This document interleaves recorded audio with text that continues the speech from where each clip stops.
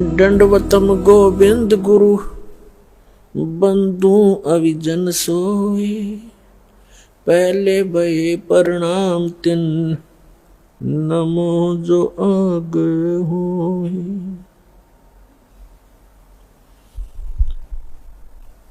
परम पिता परमात्मा पूर्ण ब्रह्म सारी सृष्टि के रचनहार कबीर परमेश्वर जी की असीम रजा से आप सभी पुण्यात्माएं सत्संग श्रवण करने के लिए उपस्थित हुए।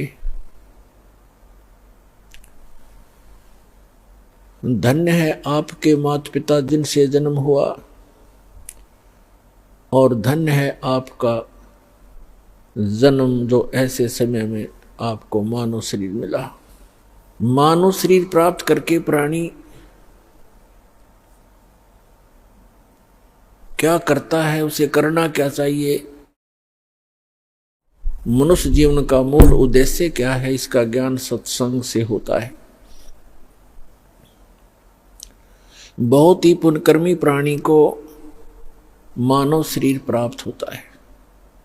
उससे भी पुण्यकर्मी प्राणी वो है जिसके अंदर सत्संग परमात्मा की चाह है, प्रेरणा है, जिस कारण से वो कहीं ना कहीं भटक रहा है, कोई ना कोई भक्ति विधि अपनाए हुए है। और उन सब से उत्तम वो प्राणी है जिसके अंदर भक्ति की प्रेरणा है और उसको सतगुरु मिल जाता है मानव शरीर के अंदर। तो पुण्यात्मा, आप उन पुण्यकर्मी प्राणियों में से हो। उन best, good, better, best 3 quality होती है। आप उस बेस्ट क्वालिटी की पुण्यात्मा हो जो आपको ऐसे समय में मानव शरीर मिला। इस भक्ति काल में, मोक्ष काल के अंदर, मोक्ष समय है ये, मुक्त होने का ये गोल्डन चांस इसी समय होता है कलयुग के अंदर ही, और वो ये है बीचली पीढ़ी। और अब जिसको ये मानव शरीर प्राप्त है, आप बहुत ही पुण्यकर्मी प्राणी हो। आप युगों युगों से परमात्मा के चरणों में रहे हो, लेकिन आप गलती कर गए, यहां से निकल नहीं पाए। आपके पास इस भक्ति समय में की हुई भक्ति साधना की जो पूंजी थी, जो आपकी भक्ति धन था आपका, वो बहुत घना था, जिस कारण से आप न जाने कितने युगों तक फिर सिलप गए। जो पुण्यात्माएं इस मोक्ष काल में पार नहीं हो पाएंगी, उनके पास भक्ति धन तो बहुत हो जाएगा, क्योंकि सत साधना ऐसी है, इसकी भक्ति से, इसकी साधना से भक्ति धन बहुत हो जाता है। और यदि पार नहीं हुआ और फिर वही रह गया, तो फिर उसको लुटेरे लूट लेते हैं। ये काल एक लुटेरा है जिसके लोक में आप रह रहे हो। ये 1 नंबर का ठग है, बंटवारा कहा है संतों ने इसको, जो सुनियोजित तरीके से आपके भक्ति धन का नाश करवाता है।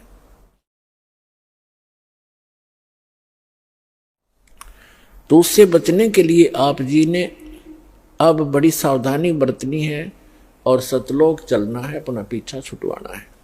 मनुष्य शरीर प्राप्त करके जो प्राणी भक्ति नहीं करते, तो वो अपना जीवन नाश कर जाते हैं। और जो भक्ति करते भी हैं, अंतिम श्वास तक सावधान नहीं रहते, तो वो भी बने बनाए काम को बिगाड़ लेते हैं। भक्त को अंतिम श्वास तक साधना करनी पड़ेगी, मर्यादा में रहना पड़ेगा। जैसे खेल के खिलाड़ी होते हैं, वो जहां से स्टार्ट करते हैं, यानी कोई डिस्ट्रिक्ट स्टेट से स्तर से, जिला स्तर से खेलना शुरू करते हैं, वहां भी नियम वैसे ही है और वहां सफल होते हैं। फिर वो राज्य स्तर पर खेलते हैं, वहां भी वही नियम है और अंतिम गेम तक उन्होंने वैसे ही मर्यादा में रहकर ही सावधानी से खेलना पड़ता है, तभी वो सफल होते हैं। इसी प्रकार प्रत्येक सदग्रंथ में कहा है कि परमात्मा की भक्ति अंतिम श्वास तक करनी होती है। परमात्मा कहते हैं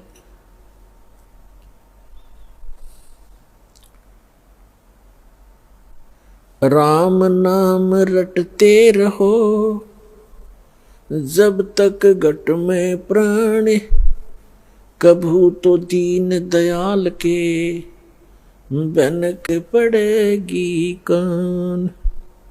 ये सूक्ष्म वेद की वाणी है जो परमात्मा अपने मुख कमल से स्वयं ही आकर के बोला करते हैं यथार्थ ज्ञान। इसी का समर्थन दिया है यजुर्वेद अध्याय नंबर 40 के मंत्र नंबर 15 ने। उसमें कहा कि वायु अनिलम अथ इदम भस्मांतम शरीरम, ओम कर्तो समर किलबे समर और कर्तुम समर।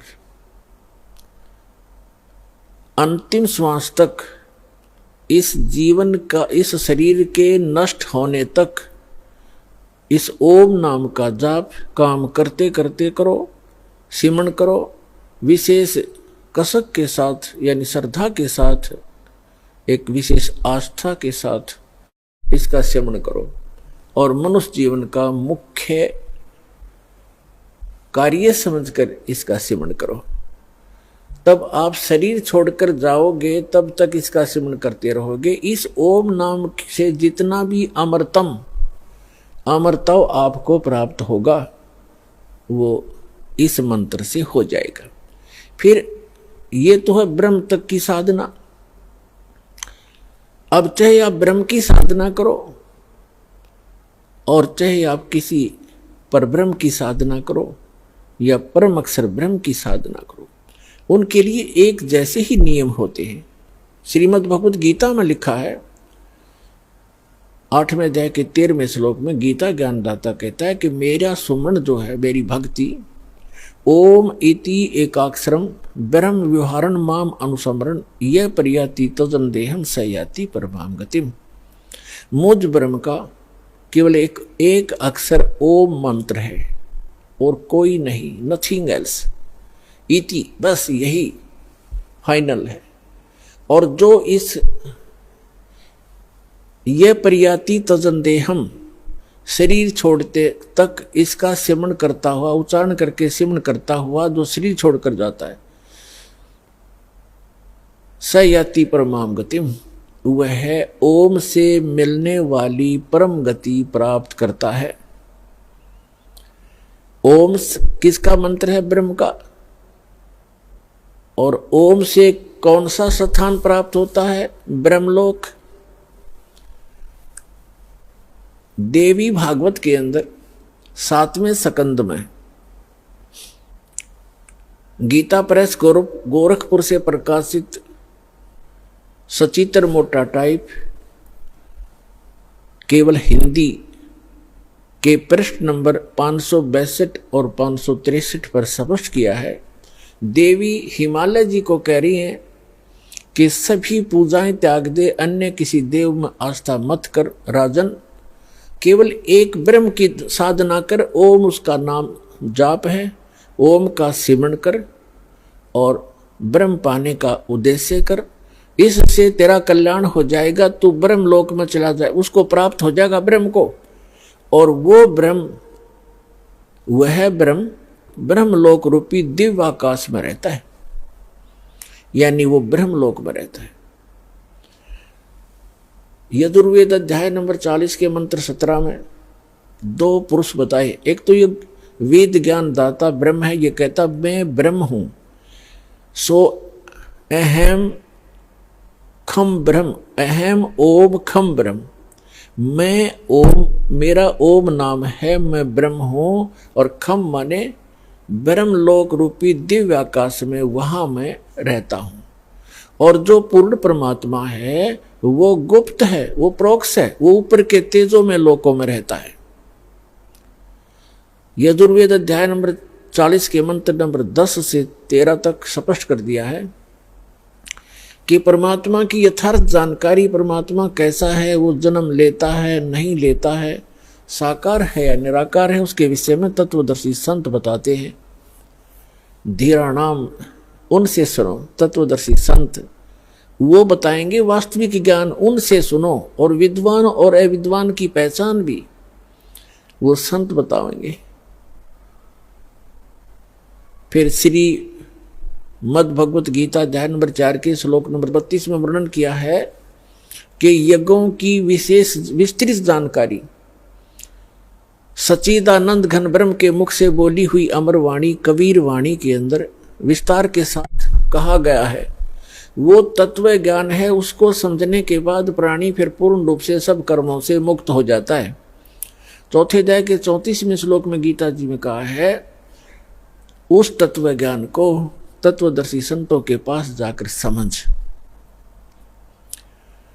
वो तत्वदर्शी संत तुझे उस तत्व ज्ञान का उपदेश करेंगे। इसे से दे कि गीता ज्ञान दाता तो उस परम अक्षर ब्रह्म की, उस सच्चिदानंद घन ब्रह्म की जानकारी भी नहीं रखता, उसके पाने की विधि उसके पास नहीं है।